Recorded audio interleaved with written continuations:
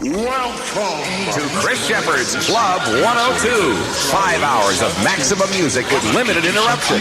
An eclectic mix of high-impact dance music from Canada's #1 club DJ. Welcome to Chris Sheppard's Club 102.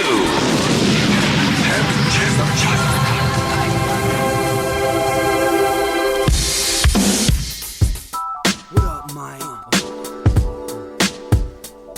Toronto. VK on the beat, check. I'm in Toronto, where you wanna get the city love. I'm from Toronto, where you wanna get the city love. I'm in Toronto, like we wanna get the city love. My city love me back for my city love. I'm in Toronto. Welcome to episode 1838 of Toronto Mic'd, an award-winning podcast proudly brought to you by Great Lakes Brewery. Order online at greatlakesbeer.com for free local home delivery in the GTA. Palma Pasta. Enjoy the taste of fresh, homemade Italian pasta and entrees from Palma Pasta in Mississauga and Oakville. Visit palmapasta.com for more.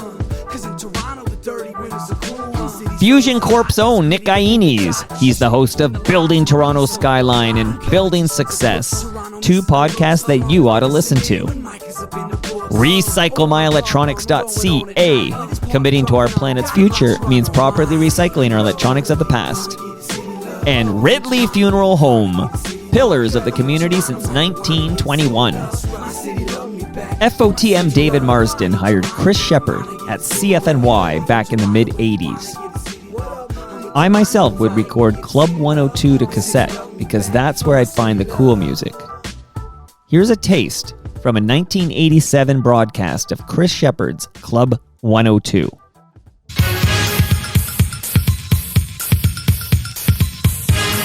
When the clock strikes 8 on a Saturday night, it's time to feel alright because Chris Sheppard's Club 102 begins to satisfy you. From CFNY FM, you are tuned to the place to be, and it's you and me going down in radio history.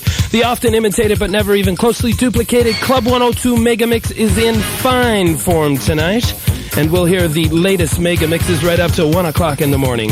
We heard from Stephen Tintin Duffy and Kiss Me.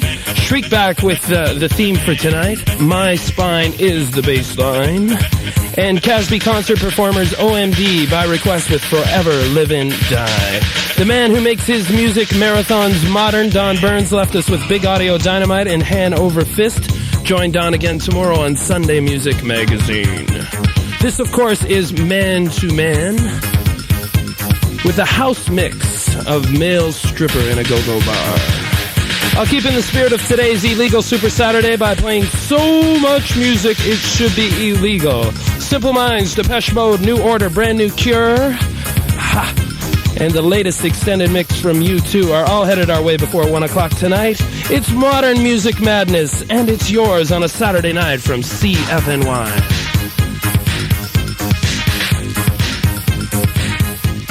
If you listen to Toronto Mic'd, you know I enjoy speaking with people who worked at CFNY. There's plenty of CFNY-centric episodes in the Toronto Mic'd archives, including a thorough history of the station that, appropriately enough, is episode 1021. Chris Sheppard is a CFNY personality I've long wanted to speak with on Toronto Mic'd, but I can't even get the invitation to him to find out if he's into it. That's because I can't find Shep. But I'm not alone. Here's a recent chat I had with Matt Schichter, the director of the CFNY The Spirit of Radio documentary that's now streaming on the TVO Docs YouTube channel, and their efforts to find Chris Sheppard and have him participate in the documentary.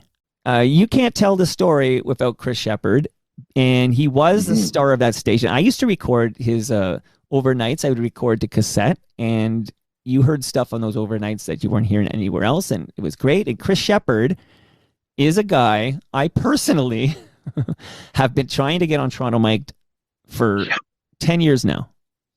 But didn't you get him? He was on Humble and Fred, wasn't he? He showed up somewhere. Yeah, well, listen, I produced that show. I can tell you exactly what happened, which is, and I've done an episode, I think, called "Searching for Sheppard." I think I'm almost 100% sure. That sounds right. That sounds right. And in that episode, I do air the last, to my knowledge, the last public appearance from Chris Sheppard, which is a 2014 visit to the old Humble and Fred studio, which was on a street called 30th in Alderwood here in South Etobicoke.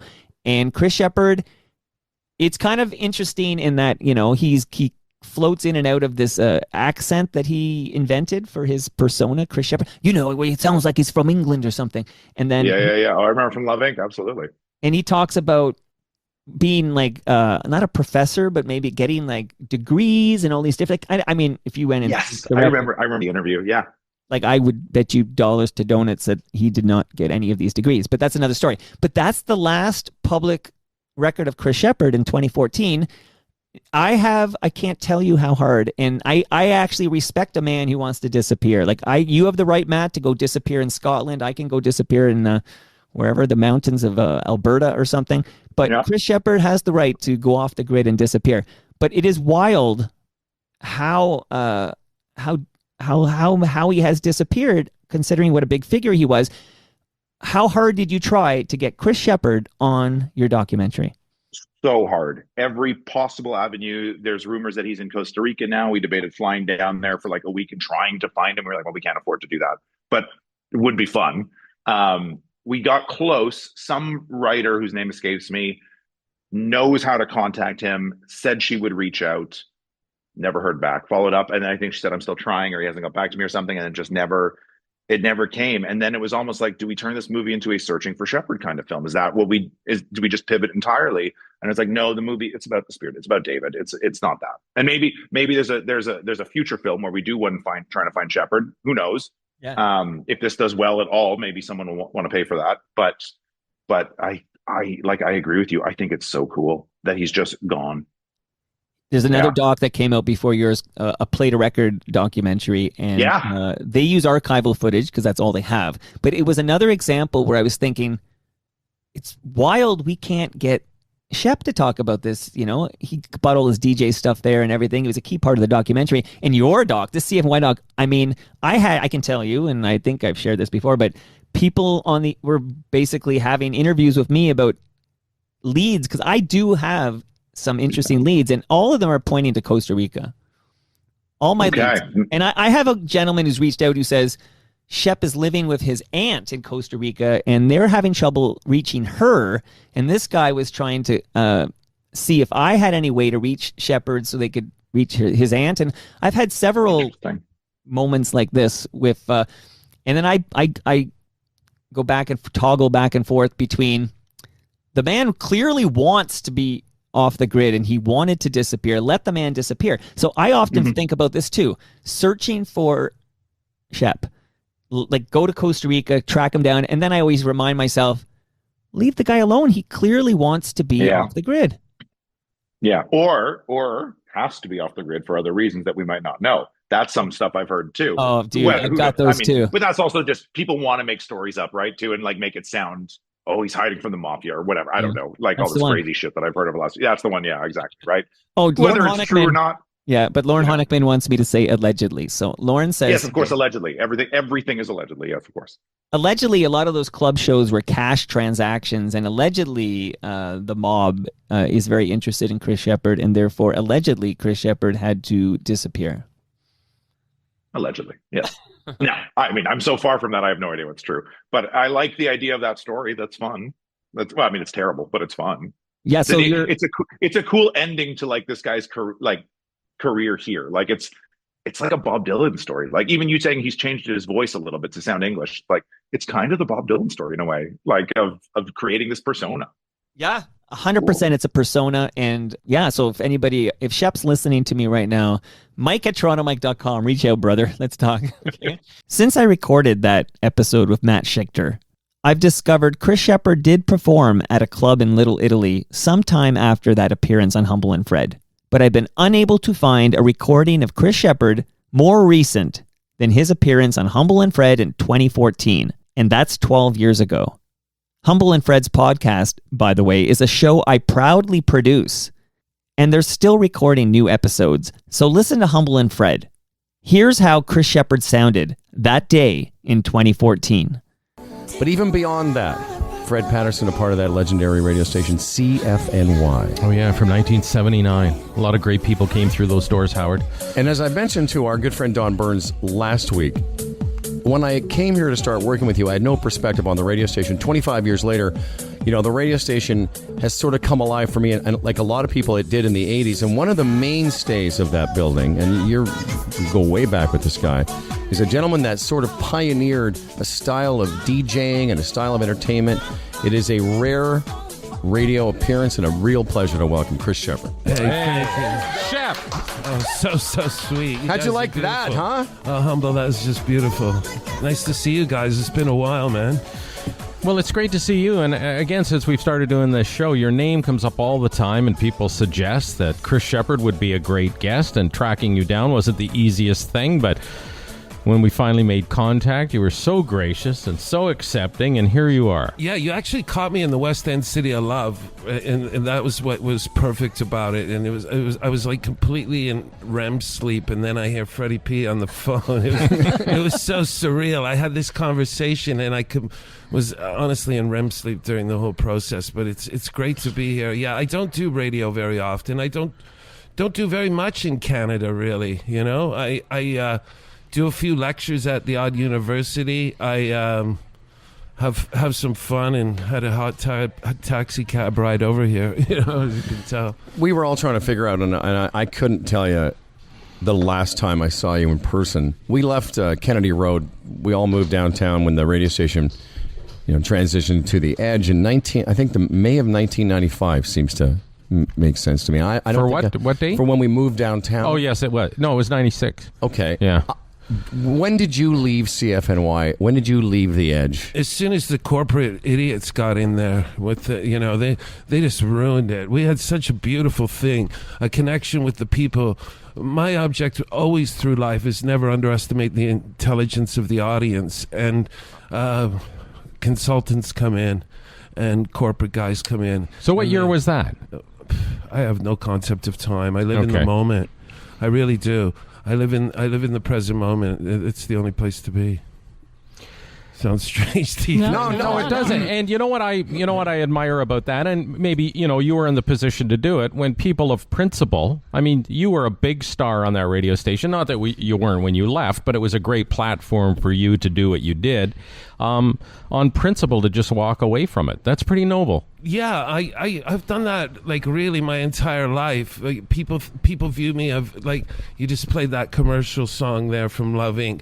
So there's a group of people that view me as that portion of life, and then there's some people that view me as punk rock, and then there's some people that view me at the early stages of electronic music, and then the birth of rave culture, and then I got involved in neuroscience about, I think, close to 20 years now, 19 years. Mm-hmm. And then that really took my interest, and I really started to focus on that. And I still participate in music. I still actively keep involved in music. I get fresh vinyl all the time, and it comes out of the UK. Juno.co.uk is a plug for fantastic vinyl, and then FedEx deliver it right to my door wherever I am. And so I keep up on music, and then I participate more behind the scenes these days. Well, it's interesting what you say about it's human nature for people to have a snapshot of a time, and they, of course, you know, whether it's us or you, they remember what they were doing, and it has a nostalgic, it feels good to them to remember Chris Sheppard doing live to airs, or they remember Chris Sheppard in Love Inc., or they remember Chris Sheppard, whatever Chris Sheppard they remember, and that's just natural. Of course, they want to connect with you. Yeah. But when we had Don Burns in here last week, one of the things he said is, you know, hey, Chris is doing this. He's looking to do his doctorate. Yeah, I have already a few of those, actually. Do you really? Yeah. What is? Do you have a PhD in what? In street knowledge. Yeah. We have a PhD in nonsense, which is handy. It comes in handy. Doctors of nonsense. The often imitated, never duplicated one. As I said, I got into neuroscience, right? The universe we mold around us, you know, it's a kind of multi-dimensional spectacle of reality that sort of resonates around us, if you will. So I get into all kinds of craziness, and some people enjoy listening to it. I do a lot of lectures at McGill University. What would a typical Chris Sheppard lecture be like? Give us. I know you've got some notes, and I'm curious to see where life is taking you and what thinks you're thinking, Dr. Seuss. Well, what happens is that people are really messed up right now. They're all suffering from some sort of stress disorder. And, it's coming out in gastrointestinal disorders, or it's coming out in migraines, or women with PMS, or back pain, or carpal tunnel, and the list goes on. And it's becoming more and more and more and more and more of an epidemic. And it really started in the late 1800s. If you go back and research, like early Freud, I know avoid Freud in the 80s and all that, but Freud was onto a few cool things. And then there was Charcot, Brewer, a great Canadian doctor by the name of Alan Waters. And these guys all started to notice that there was this epidemic coming. And modern medicine missed the boat on that. And what they did was because the advent of the laboratory in medicine in Western hospitals. So they went blood test, urine sample, which can't detect any of this. And it's all related to the brain, really. We knock ourselves out of balance just by thought alone. We turn on the stress response, which turns on the fight or flight mechanisms, which is the amygdala, basal ganglia. It's funny you said that. I've been doing some reading recently about cortisol and the connection between lack of sleep and obesity, and how not giving your body a chance to regenerate and rejuvenate gives your cortisol levels, they go to whack. And so it signals something about the way we eat. Who did we talk to recently? They were saying it's the fight or flight stress hormone that triggers the need to put on weight to protect ourselves. And Chris, is that why at the beginning of there you said you live in the moment, like the whole Eckhart Tolle, now is what matters, nothing else does. Yeah, and to relieve stress, don't worry about what's ahead or what's going on. I appreciate Tolle, some of his work. I've read his books, and I appreciate how he lives in the moment. And he suffered a lot, and that's how he came up with that concept originally. And I really love his pain body theory. If you're not familiar with the pain body theory, I'll let you look into it yourself. But your point is that backaches and gastrointestinal disorders, there's a neuro something. We become addicted to the rush of stress. So when we don't have that rush, that chemical rush, the fight or flight that Howard's talking about, it's amygdala, basal ganglia. It has a little small reservoir where it can hold this rage. And what happens is stress, somebody cuts you off on the road, somebody... whatever your problem is. Yeah. And then the reservoir gets filled up. And then what the brain does is it should release it, but instead it sends it to the site of a previous or a perceived injury. Oh, wow. And that's the problem. It doesn't let it out. And then so what happens is somebody lifts the cardboard box off the floor and goes, I can't move anymore. And so they go to a doctor, they get an MRI, and they say, L1 and L2 are touching. We see a bulging disc here. That's got to be the problem, and that's not the problem at all. So how do you, if that's the result or that's where the problem went to, how do you treat the problem? How do you treat the cause, not the effect? Well, that's a $1 million question. Let's get after that. Okay. I think it's okay. I thought you were going to a commercial. I have nothing. No. We have no commercials. It's funny. I've been saying Amanda Barker's our summertime producer. She's a wonderful person. She's so thrilled that you're here. In fact, when you said often imitated, I yelped. She yelped because it's such a touch point for her, the Chris Sheppard of the 80s. Yeah. I was telling Amanda, who teaches yoga, and I've been going to yoga, that there I was prior to a yoga practice recently, and I was trying to relax, and some people usually are pretty quiet, right? Yeah, should be, yeah. Should be, and people are breathing and stretching, and this gentleman started to do this. Yeah, I know those. And I was like, oh, shut up. Wait. I was like, no, yeah. You started making these noises. Yep. And there I am trying to relax. And I realized after about 30 seconds, I'm getting ready to practice yoga, and I've got yoga fucking rage. Yeah. Super. Only I could find a way to actually get aggravated doing something that was supposed to lessen. Well, that's because it's an unconscious process, because I'm a little skeptical about yoga, okay?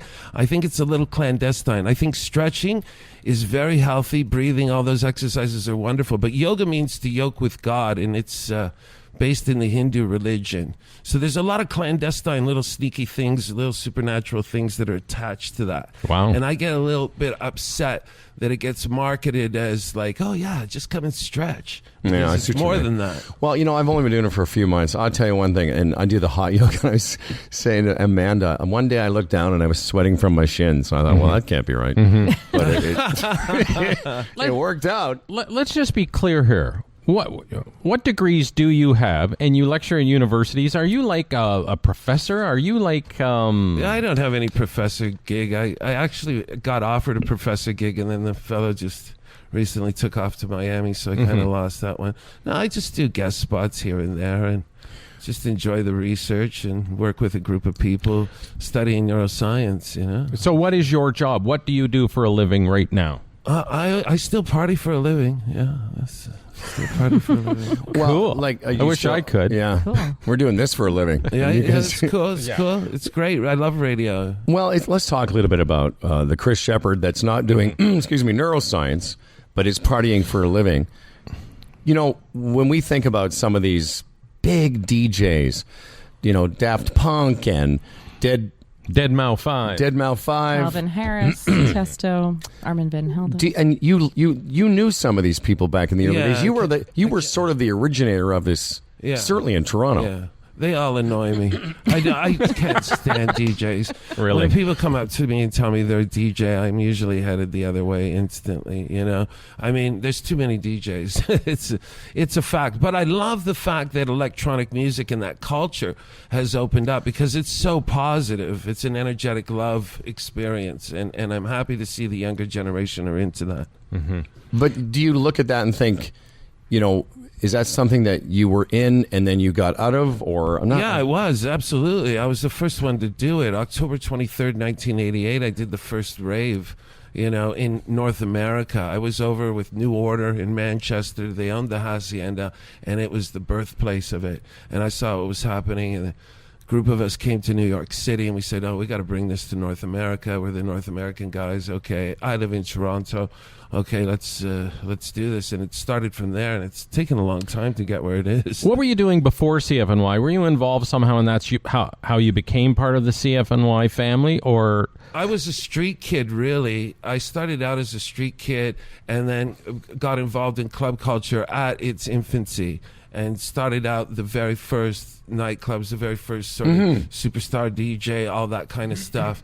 And then while I was doing that, we got to give credit to the great David Marsden. I know. It was David Marsden who came and saw me at one of these gigs that was just, loaded with thousands of people. And then he says to me that he's retiring from radio, and he was such a legend at radio at that time. You have to realize he was like the biggest guy, and he wants me to take over his show.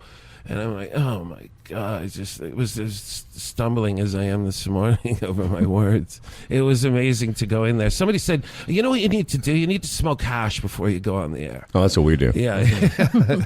So you started it, and that's when you began at CFNY, and you Yeah. left shortly after, I guess, the format changed around 90, 89, 90, 91. Because all I remember is I started in 1989. We worked together briefly. Again, I really wasn't familiar with the culture of the radio station. And then you were gone, and the first kid that ever greeted me at the door, because this was when you were on holidays, before we actually started, was Martin Street. Yeah. And then Martin sort of took over, took the mantle from you. Yeah. I knew Martin as a kid. He was doing the road show, and he got in a difficult position at the first start because when I left, there was really nothing. That was the only thing. We didn't have a million channels. We didn't have the internet. So everybody was listening to that show. And then Martin, unfortunately, was the guy who got picked and thrown into that position to replace me, which was quite difficult for him for many years. And then he developed his own personality and made it his own thing and became quite successful. And it's weird. I remember a thing, if we go back in history, if you want to talk about history, and I know a lot of your listeners understand the history of that radio station, that when I was music director of that station after Ivor Hamilton, they said, Shep, we need you to do the import show. You know all about import records. Just go in and do the import show. And I just didn't even think a second about it. I go and do it. And then I got a call from Ira, and he goes, Shep, that's my show, you know, the import show. I built it. And I'm like, yeah, you're absolutely right. Like, I just wasn't thinking. So, like, I'm like, yeah, forget that, right? So the same thing I did with Martin. And I said to him, like, you know, as irrelevant as it is in this moment, I said, you know, that's the name of a show that I created, as cheesy as it was, Club 102. Like, just change the name, make it your own, and then you won't get hassled by the people on the street. And he goes, oh, I just do what they tell me to do. Well, I didn't talk to him for years. We were close friends, and we just fell out. And I think it was like 2 days before his passing, where he pops out and sees me in a parking lot and comes up to me. It was just so trippy. And then, yeah, we kind of made amends, and yeah. You know. Well, that's tough, because we've often said that we did the morning show and then Dean Blundell took over, and he had a rough time at the beginning for that very reason. For quite some time, actually. Because, you know, people get, you know what people are like. They get used to the same old, and then when there's a change, they're not comfortable with it. We think 60 to 70,000 thoughts a day. And believe it or not, 90% of those 60 to 70,000 thoughts a day we think are the same thoughts we thought the day before. So it's completely ridiculous. We get stuck in these patterns. And it's funny because, you know, you and I were compared sometimes unfavorably to Pete and Geets. Blundell compared unfavorably to us for a long time. And it's what I was saying about the people we like to... We don't like change, and we like our people. We like people to stay where they are. And that's why sometimes when you haven't seen somebody in years, you almost are sometimes surprised that they've evolved and moved on, and they're not that person you knew back in high school, college, a couple weeks ago at the picnic. Absolutely. You know, if it's like... I never go to picnics. So you know. It's a theme today. I'm going to one on Saturday. Are you really? Yeah. Freddie P is a picnic guy. No, he's not. Freddie the P and picnic. No, here's the thing. You think that on the surface because of his jocular nature, but in actual fact, you'll be the first one at the picnic to go, I'm getting the fuck out of here. No, but Chris, you know, he knows back in the day, and I've explained this to you guys before, I used to be excited by picnics and things like that. Yeah. With age, it's gone. A lot of people don't know the snow removal machine by Freddie P. Legendary. I mean, you know, Freddie's legend. But he's over the years decided to shut the door on social interaction. Yeah. Man, hey, we all evolve. Maybe you'd like to introduce this song. Oh, yeah. Is this snow removal? Yep. I love it. Yeah. Ian Asbury and the Cult, Billy Duffy on guitar, and the vocals of Mr. Fred Patterson. Hit it.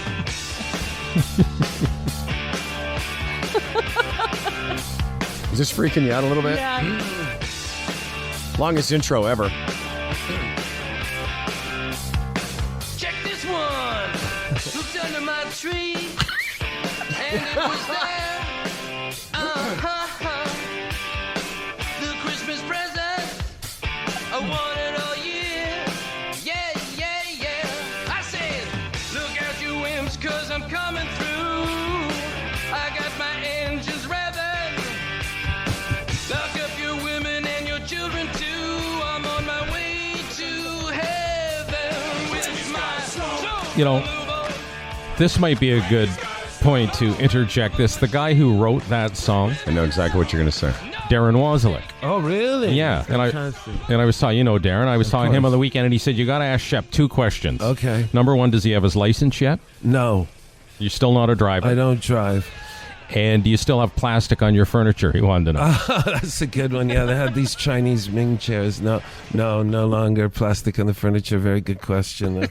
Because he said he said, here's this cool DJ, the coolest guy at CFNY. I go over to his house and there's plastic all over his furniture. They were these rare Chinese Ming chairs with this satin, and it was yeah. I had plastic on my furniture. You know, it's funny because Darren's told me the story of the anguish it took for him when he recorded that song with you. Yeah. And it's funny that song and whatever number of takes that was, that song is endured. It's funny, wherever we've gone. Yeah. It's one of those things, again, people remember. They go, oh, that song. There was even a text this week at at 10:10 about snow removal. No, I know. Yeah, that was like 1987. It's like 97 degrees Fahrenheit outside today, and still it's a hot song. Great song to play. Do you, as Fred mentioned a couple minutes ago, you said, how do you make, what do you do, day to day, and you still make your living I partying? downplay all that, I live my life as a mystery. I've become a mystery. Some people look at me as a cloud, It's Well, is there money in being enigmatic?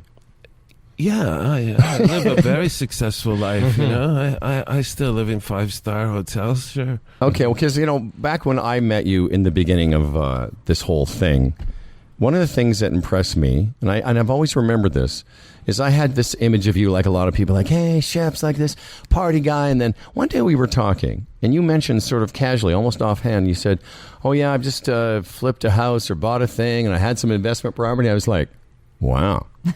Yeah, this guy's a lot smarter than I thought. You were one of the first people I'd ever met in my age group that bought property. Yeah, well, I mean, getting back to you categorizing people, at the time we're 35. By the time we're 35, we've memorized who we are. 90% of who we are, believe it or not. But yeah, we're so powerful to heal ourselves. It's the mind that has composed life.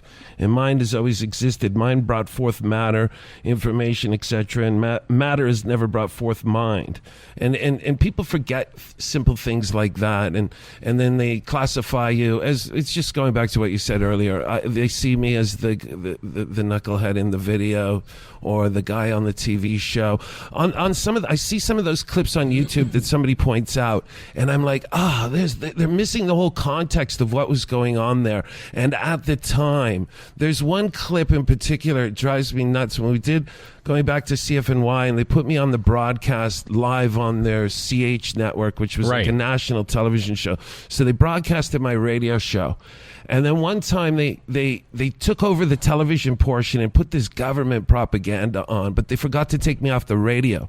And because we had so many listeners, I said, jam their phone lines, and we just made a mess of their television show. And when I was a child growing up, I lived with my grandparents, and they were always like, you remember that show Tiny Talent Time? Yeah. Right? They were like, why aren't you all like one of these kids? Like, you're such a mess. You're dyeing your hair. You're being such a freak. And why aren't you playing accordion like Jimmy, and then, ironically, it was the Tiny Talent Team production crew that produced this television show. So I go on there, and at the time, this is 1988, the music culture was acid. So I said on this national television show, which again, there was not the internet, there was not a million radio stations, everybody was locked in on this. I said everybody should take acid, and I had an LSD hat on, and I mean, so the next week, it was filmed in Hamilton, I believe. Right. And the chief of Hamilton, Wentworth, was there, and everybody, what do you mean everybody's, and it was like a lot of pressure. So I was actually surrounded by police, and this is the clip that is on this YouTube thing where I'm trying to explain what acid house is, and these people wearing this clothes, so they're kind of missing the context. That's the thing with YouTube. Now, was there any fallout at CFNY because of those comments? Because they were hooked into the corporate thing at that time, I think, with Selkirk, wasn't it? Yeah. Oh, I did some really crazy things on CFNY. I exercised the ghost of Karen Carpenter one time. and we blew the transmitter, and the engineer, I believe John, said he saw the lightning bolt come out of the sky at the time, and there was like some American rock star was the guest at the moment, and they left like really white-faced. And I mean, I would like lay on the floor. I would call up at the time of that radio show. I was really associated. Things got confused because it became so popular. But when I went on, I was just like everybody else on the street. And they're like, oh, great, one of us, a guy like us. So, and then because I partied so much at the time, one day I called up they're no longer really considered extremists now that Humble and this lovely young lady have joined the cult. But the Hare Krishna temple used to be be considered pretty out there, right? So I remember calling them up and telling them that I was really messed up. And then I would call up, and then they changed my name right in the middle of the air. They said Chrissy Sheffy, and then I repeated my name, Chrissy Sheffy, and Our guest this morning is Krishna leader Chrissy Sheppard, hanging out with Humble and Fred. We're going to come back as we take a quick break here. It's Humble and Fred Radio on Sirius XM.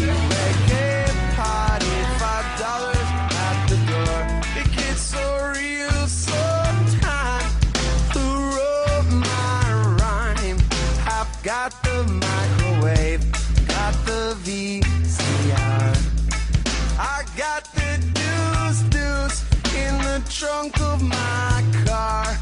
Oh yeah, if you only knew all the love that I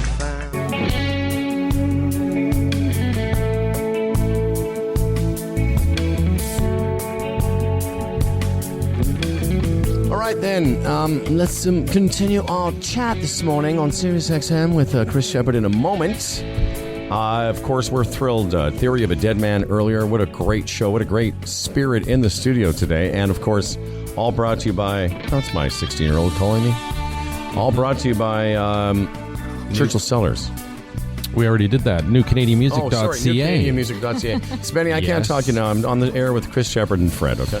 NewCanadianMusic.ca. New songs this week from Tom Cochrane, Sloan, Mother, Mother. Yes, the latest chart activity. It's all there. What's going on in Canadian music. The video of the week, The New Pornographers, War of the East Coast.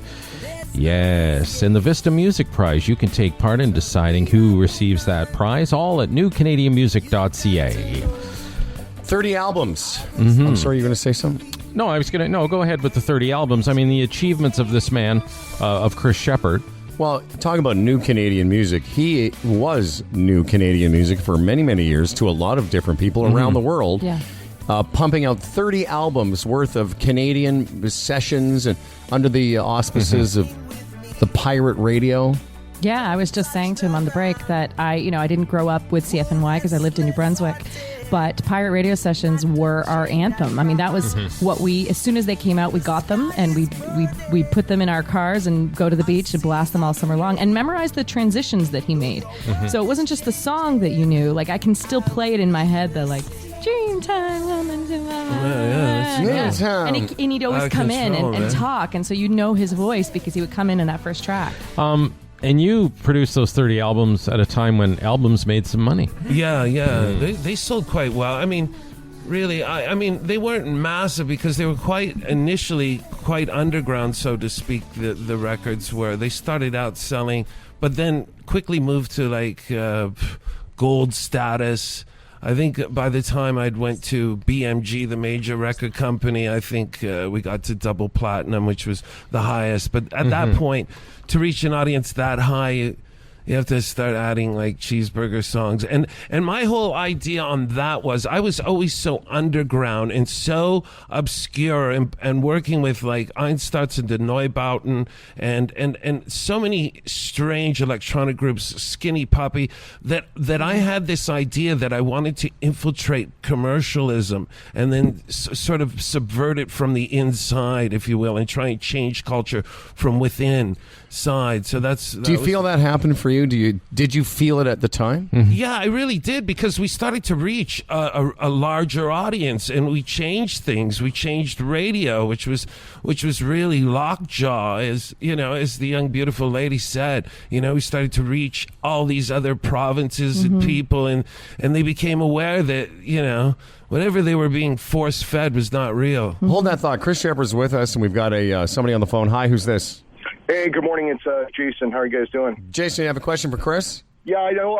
Chris, I just want to thank you very, very much. You made my teenage years the best years of my life. Thank you for introducing me to fantastic music. Nights at RPM, just downtown, the whole culture in Toronto. For people that are in their, sorry, I don't mean to date you, bro, but 40s like myself, you were a staple in this city, in this country. You changed everything. I got 5% left on my phone. This has been the best guest ever on Humble and Fred. Thank you, Jason. You take care, buddy. Respect, my brother. Respect. Yeah. One love. We're all together. This young gentleman sent us a note saying, hey, could I come down and watch when Chris is here? And, that's the great thing about the great thing about our interaction with the audience now. And we should tell you, we've been doing this a long time. And this little venture that we put together ourselves, and Fred would say the same thing, I think, that we've never had the connection with people the way we do now, even when we're at the height of the Humble and Fred years. Yeah, because it's real.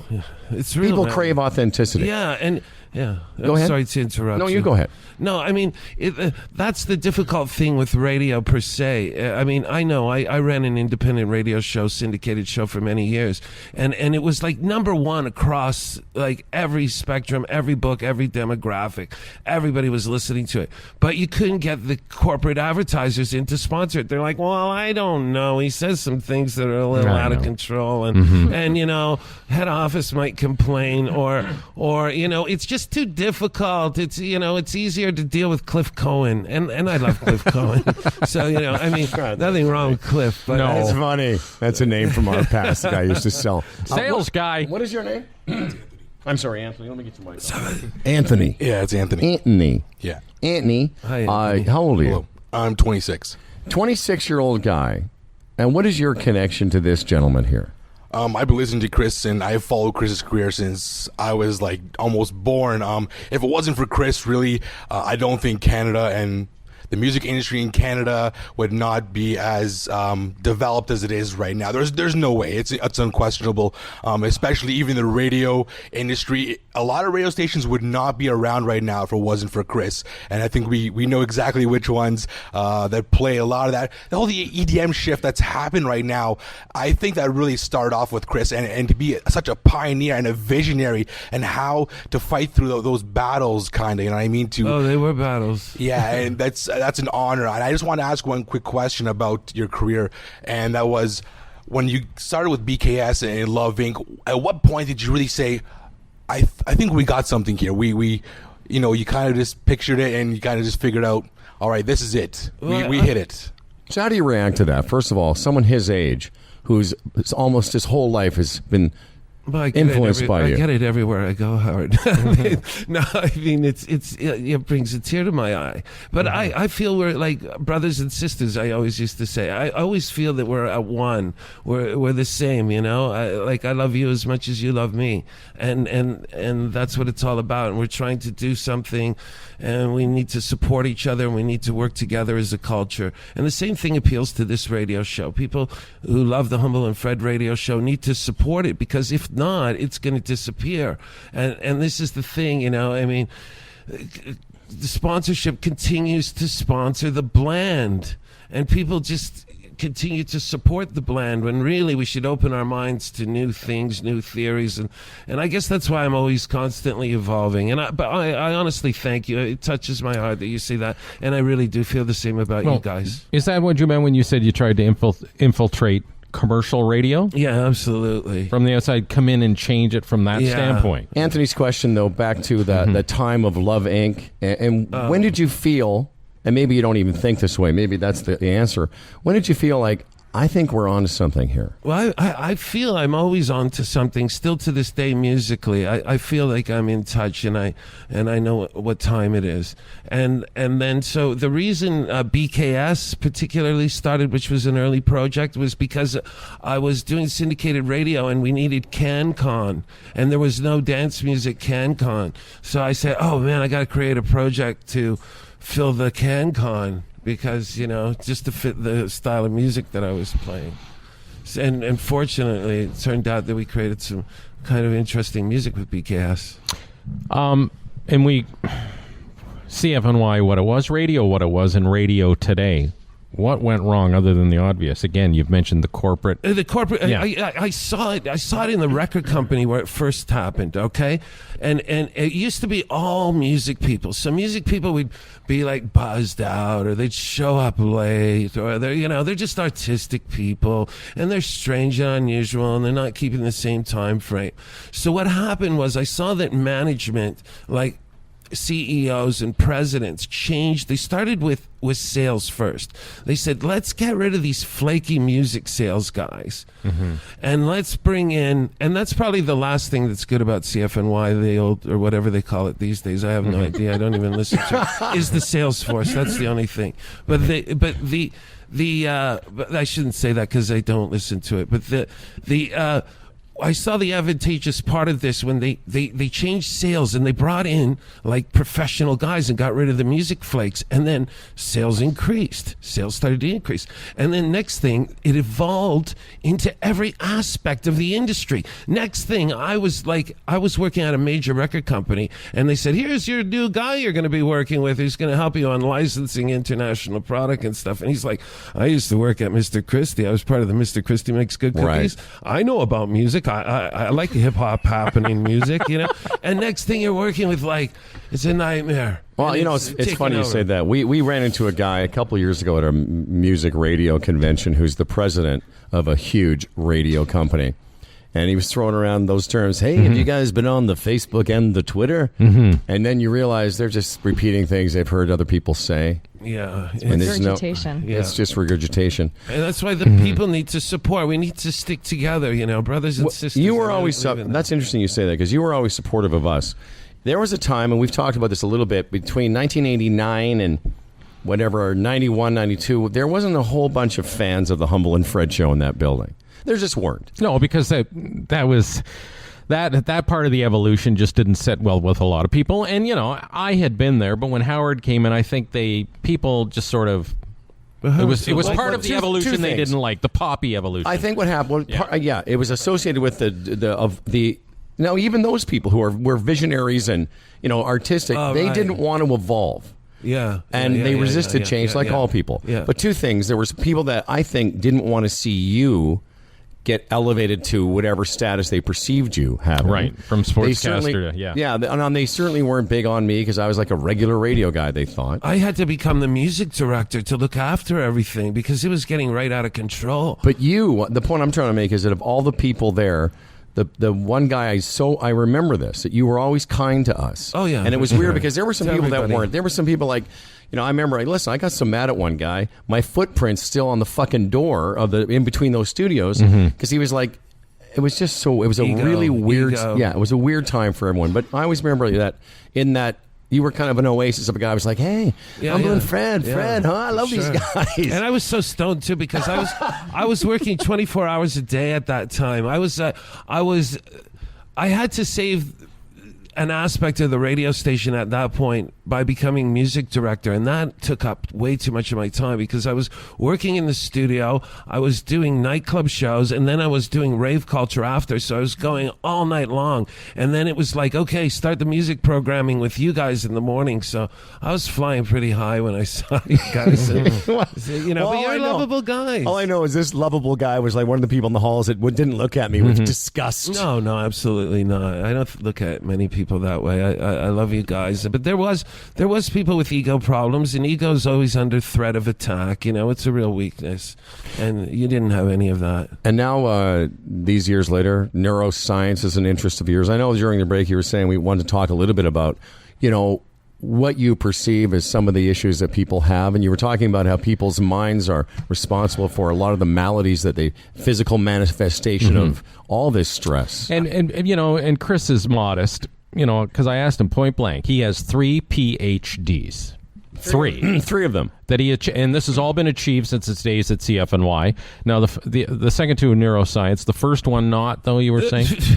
I really don't like talking about that stuff because it comes off as ego thing. No, it doesn't. But the first one actually is quite hilarious because a guy from a university in Canada called me up, a prominent city, and he said, you know, Chris, we just think you're a genius and you have to come down here and just be all part of this thing. And I went down there, and I didn't understand a word any of these people were saying to me. They were just talking like these 37-word syllables, and I was just like, I have no idea. So I brought a friend of mine who is...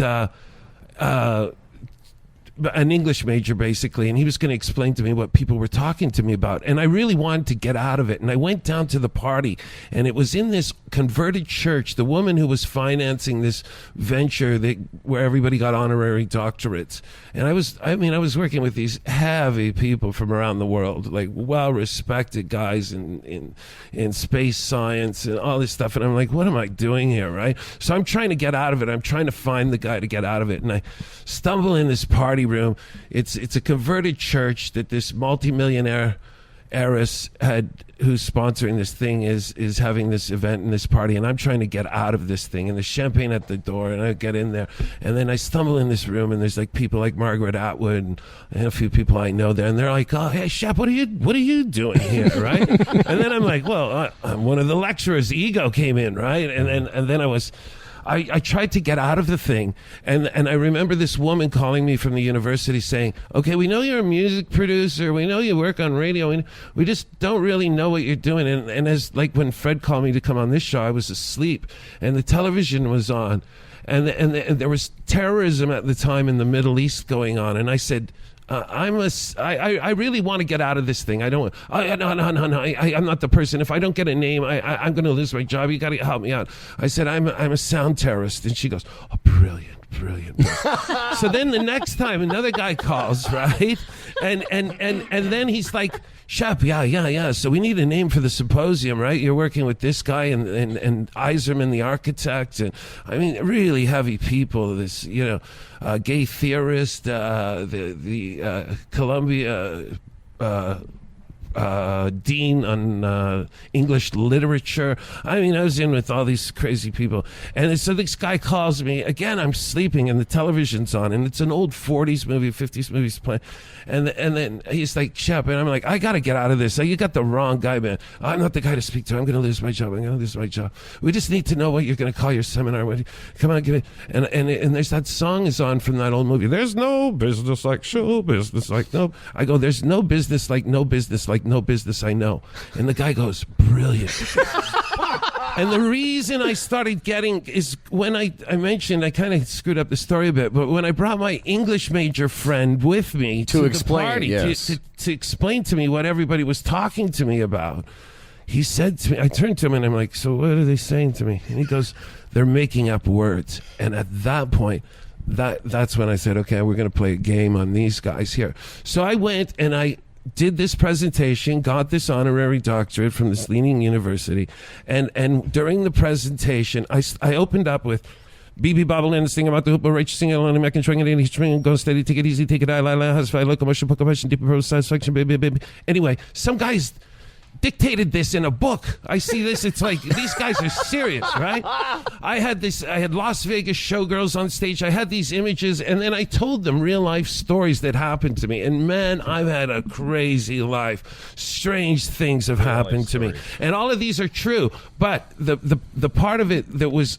because they made up words on me was that I said I kept hearing this sound, and it was a really strange sound, and I'd play it, and then the next thing, and I'm over the Piton Mountains, and the parasailing rope breaks, and now I'm above the mountains, and I've drowned almost before that, and I've pulled the thing out, and I'm hanging on, and I'm doing the Lord's Prayer, and I'm thinking I'm going to die, and I hear that sound again. Now all this is true except for that sound again.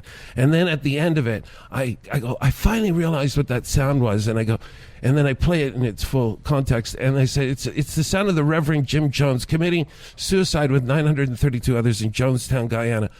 And the whole audience stands up and goes, "Brilliant." Chris Sheppard, everybody. Look at that. I don't know. I just wish. Maybe you had to be there. Yeah, maybe you had to be there. I felt like I was. We've only got a couple more minutes left on today's program. Did you guys, have you guys done any video with Chris or asked him a question? Is there any way you can hang around and do that? I know you guys have already. Let me just touch on one thing. I know we're not done yet. I just got a couple housekeeping things. Yeah. Did you mind? I know you guys have put your equipment away, but this would be. You want to talk about an after show? Yeah. Do you mind hanging around, guys? No. No, I know. What we'd love to do is we're getting like Facebook and Twitter's going crazy. It's lighting up. People love having you. Respect to everybody. I love all you guys. And when you agreed a week ago to come on the show, it's sort of strange how people get excited about this. They go, "Oh, who do you have on?" "Oh, we have the Bare Naked Ladies," or "We have this person." We've had Anne Murray. I say we're having Chris Sheppard. They go fucking lose their minds. Yeah. Really? Yeah. Because you mean so much to a generation, and actually not just one. Obviously, he's crying. He's crying. That's nice. It brings a tear to my eye. As I said, we're all in it together. Yeah. I love all those people just the same.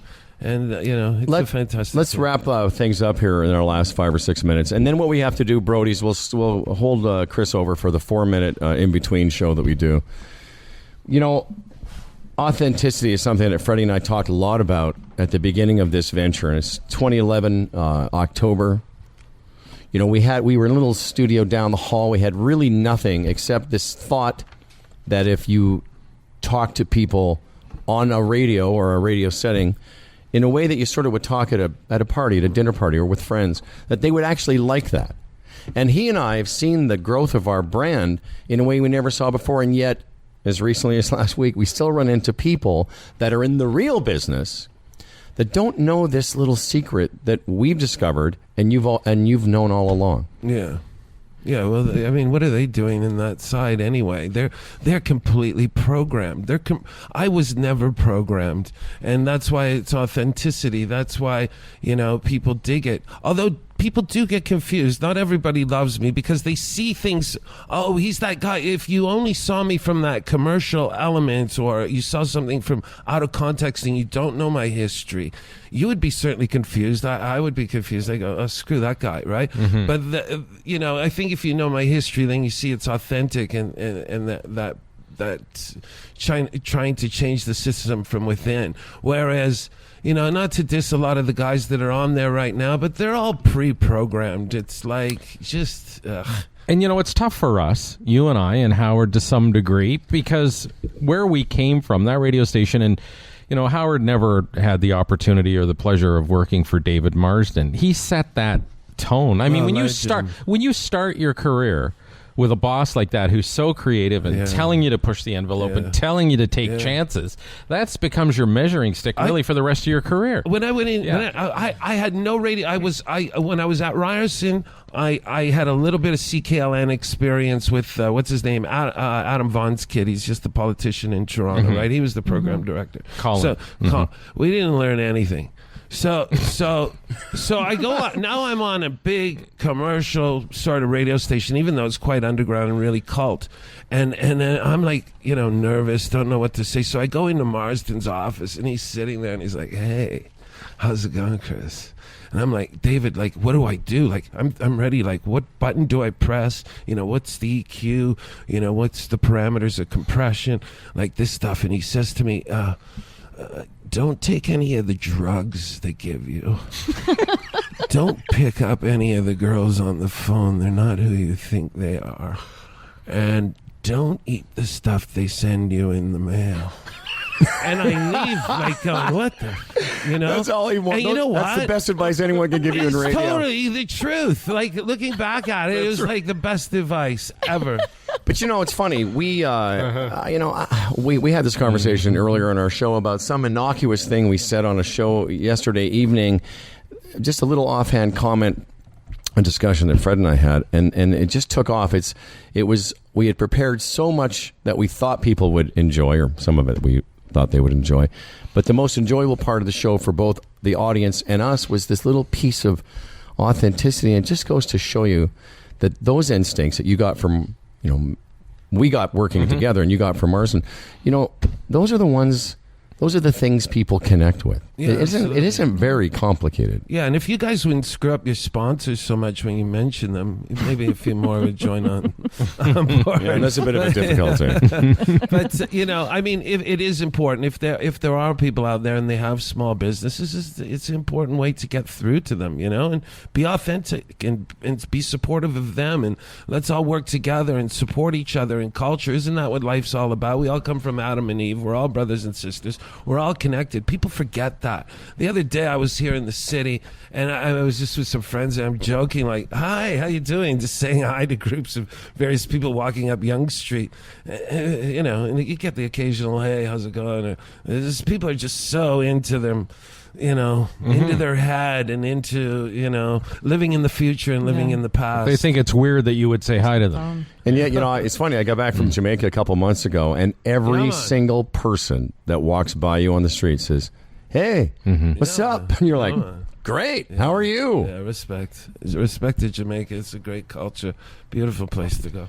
Well, we're going to start to wind down here a little bit. Where if I don't even think it's relevant to say, you know, nowadays if somebody was looking to see you in person or what you do, it'd more likely be in a lecture hall than No, I still work in music behind the scenes. I don't want to mention any of the groups I do, like Secret Squirrels. I work behind the scenes a lot. I've worked with U2. I've worked with Coldplay. I work with a lot of major serious groups behind the scene. I do a lot of remixes. I still currently remix a lot of the older tracks and bring them up to a new funky flavor.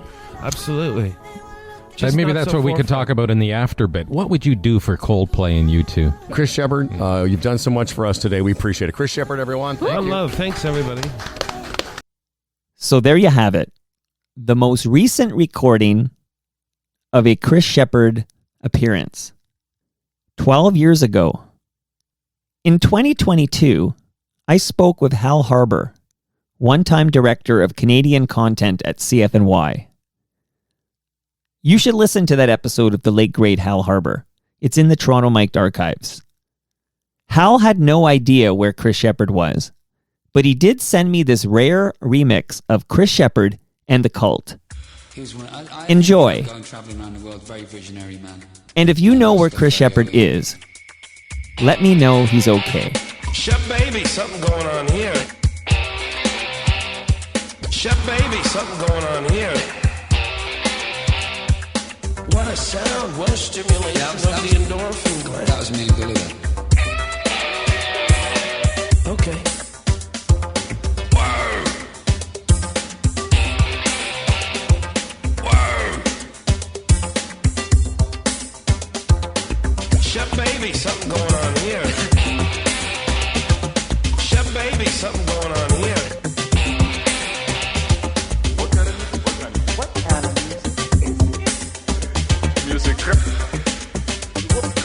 bloody music is it?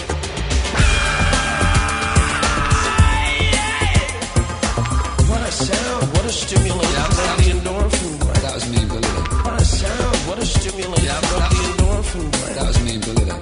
Word.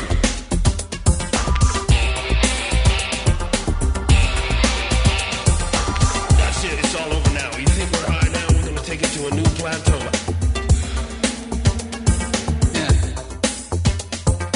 Okay. Here's one. I think, going travelling around the world, very visionary man. Yeah, baby. Yeah, baby. Yeah, baby. Okay.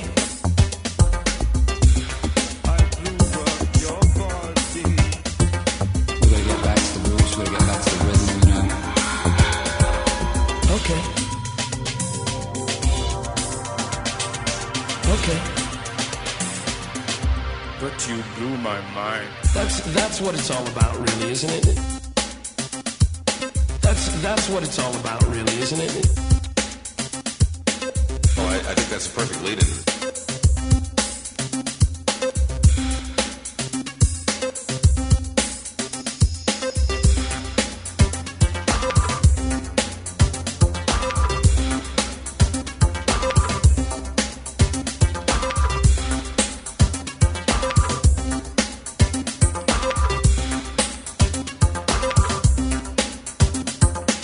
It's Shep with a blonde wig on.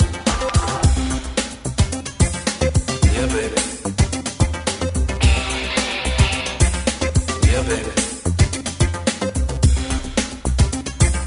Yeah, baby. Yeah, baby.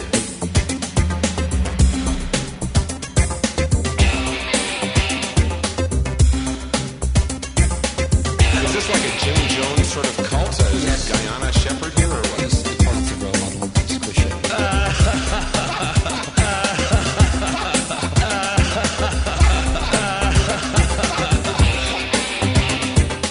That was a very, very important moment for us. That was a very, very important moment for us. That was a very, very important moment for us. Okay.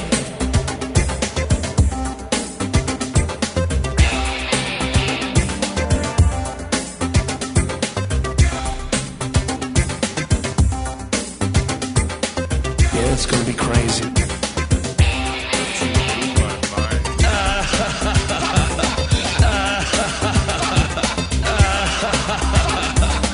We've had a long relationship.